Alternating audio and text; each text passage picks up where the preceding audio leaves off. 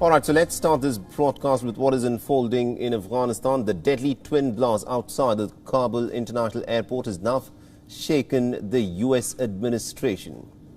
U.S. officials initially had said that about 11 American Marines and one Navy medic had died in the attack. Another service member died hours later. 18 service members have also been wounded. The death toll could in fact increase further. When U.S. President Joe Biden addressed the nation from the White House, his voice was cracking. He bowed his head for a moment of silence before taking questions from the press. The backlash against the Biden administration over the botched-up withdrawal is of course growing. However, Biden has stood his ground on his decision, and he believes that the situation could not have been dealt with any differently. In the latest address, he has warned the attackers that the Americans will hunt them down and also will make them pay. Listening to what the American president had to say. To those who carried out this attack, as well as anyone who wishes America harm, know this: we will not forgive. We will not forget. We will hunt you down and make you pay. I will defend our interests and our people with every measure at my command. Here's what you need to know. These ISIS terrorists will not win. We will rescue the Americans who are there. We will get our Afghan allies out, and our mission will go on. America will not be intimidated. And I have the utmost confidence in our brave service members who continue to execute this mission with courage and honor to save lives and get Americans, our partners, our Afghan allies out of Afghanistan. Now, the U.S. general who is in charge of evacuations has said that the attacks would not stop the U.S. from continuing its operations. The head of the U.S. Central Command, General Frank McKenzie, has said that alternate routes are now being used to get the evacuees into the airport. The threat from ISIS is extremely real. We've been talking about this for several days. We saw it actually manifest itself here in the last few hours with an actual attack. We believe it is their desire to continue those attacks, and we expect those attacks to continue. And we're doing everything we can to be prepared for those attacks. That includes reaching out to the Taliban, who are actually providing the outer security cordon around the airfield, to make sure they know what we expect them to do to protect us. And we will continue to coordinate with them as they go forward. Now, the blast, remember, has come just hours after foreign troops had repeatedly warned of the possibility of a major terror attack. Afghans and foreign nationals were asked to stay away from the Kabul International Airport.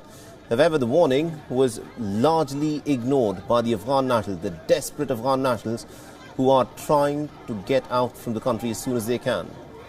The Biden administration has blamed for chaos and violence that has transpired at the Kabul International Airport in the last few days. Now, the Thursday's attack has also further intensified the political pressure on Biden from all sides. Republican leader Kevin McCarthy has called on the House Speaker Nancy Pelosi to bring the chamber back into session. He wants a debate and a legislation that would prohibit the U.S. withdrawal until all Americans are out of Afghanistan. Now, Pelosi has dismissed such a suggestion as nothing more than an empty stunt. A Republican congresswoman has said that the humanitarian disaster is a result of Biden's weak and incompetent leadership. She's also called him an unfit commander-in-chief of the American forces. Another Republican senator, Blackburn, tweeted that Biden and his top national security staff should resign, and they should also face an impeachment trial. A number of U.S. allies have said that they are ending their evacuation efforts in Kabul, and this is to give the United States the time that it needs to wrap up its own evacuation operations. Meanwhile, during an interaction with Fox News, Biden indirectly shifted the blame on his predecessor, Donald Trump. He said, and I quote him here, "I bear responsibility for fundamentally all that's happened of late. But here's the deal. I wish you'd one day say these things, as well as I do, that the former president made a deal with the Taliban." All right, now to give us more perspective in terms of what's happening on the American front and how things have gone so horribly wrong in this withdrawal by the Americans, we are joined in by retired Colonel Lawrence Sellin. He is a retired U.S. Army officer. He's joining us live from Montana in the United States. Mr. Selin, let me begin by asking you this. The withdrawal process over the last few days was a complete bit of a chaos, but it is coming to an end in the manner that it did. What do you think is going wrong? Well, what's primarily going wrong is that any evacuation from Kabul airport was always militarily untenable. They must have known that the Taliban would surround the airport. When they gave up Bagram Air Base, which is north of Kabul, they gave up their best chance for an orderly evacuation. Bagram is an air base that could have been secured. The avenues of approach to Bagram Air Base could have been secured. It would have been much more effective and safer evacuation if they had held Bagram Air Base and not given it up so easily. So militarily, the evacuation from Kabul airport was always untenable. Now, the fact of the matter is, in the last 48 hours, the Americans and also some of the other NATO allies had been repeatedly stating that there was a possibility, that there were intelligence inputs, that the Kabul International Airport could come under attack from the ISIS Khorasan group.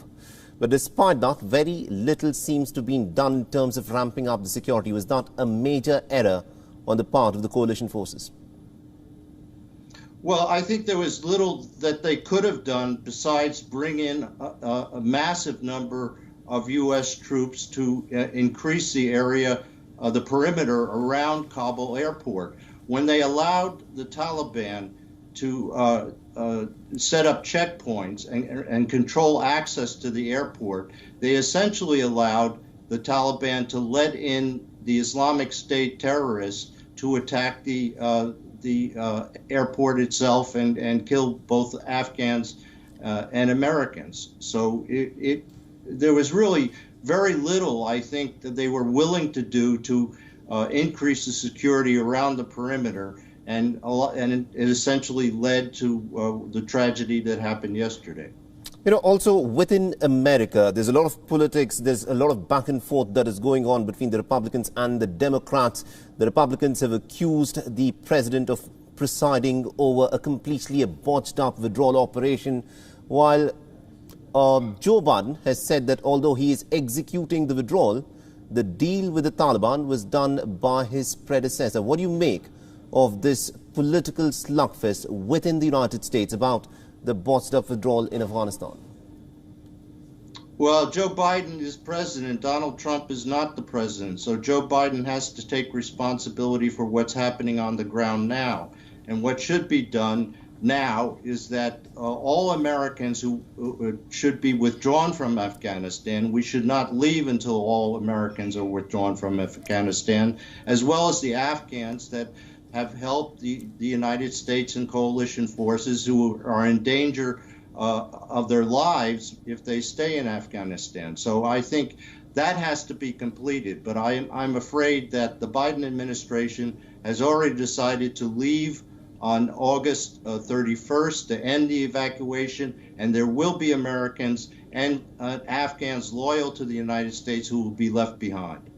A lot of comparisons have been made over the course of the last few days about what is happening in Afghanistan now to what happened in Saigon back in 1975. People say that America's misadventurism in Vietnam ended in defeat, and America's invasion in Afghanistan is ending not just in defeat but also in disgrace. How badly do you think this war in Afghanistan by the Americans, where they've stayed for nearly 2 decades, has dented the prestige of the Americans? Well, I think it severely hurt the prestige of the United States, primarily because they've been always fighting the wrong war. It is not an insurgency that was happening in Afghanistan. It was a proxy war being waged by Pakistan against Afghanistan using the Taliban. And the Pakistanis created safe havens and sanctuaries inside Pakistan to protect the Taliban, and these were immune from attack by the United States and coalition forces. So that is essentially the biggest mistake that was made during the Afghan war, is not recognizing the true nature of the war, which was a proxy war by Pakistan against Afghanistan. Do you think, and my last question to you, Mr. Selin, is you said that this was in fact a wrong war, that the Americans were fighting Is this a lesson that the Americans would in fact learn in terms of how it would like to, interfere in the workings of another nation? Well, I think they should learn a lot from their mistakes in Afghanistan, not only fighting the wrong war, but trying to impose a top-down Western-style government in Afghanistan, which is mainly a bottom-up tribal and religious society. So they should learn from both of those mistakes. But I think now we have to do as much as we can to provide resistance against the Taliban inside Afghanistan, and also prevent the China-Pakistan access from benefiting from the power vacuum that has occurred because of the withdrawal of the United States and the coalition forces. China and Pakistan intend to economically and dominate South Asia. We have to work with India and other allied nations to prevent that from them benefiting from this power vacuum. All right, we'll have to leave it there. Thank you very much indeed, Colonel Lawrence Sellon, for joining us and getting us all those insights from the United States. WION is now available in your country. Download the app now and get all the news on the move.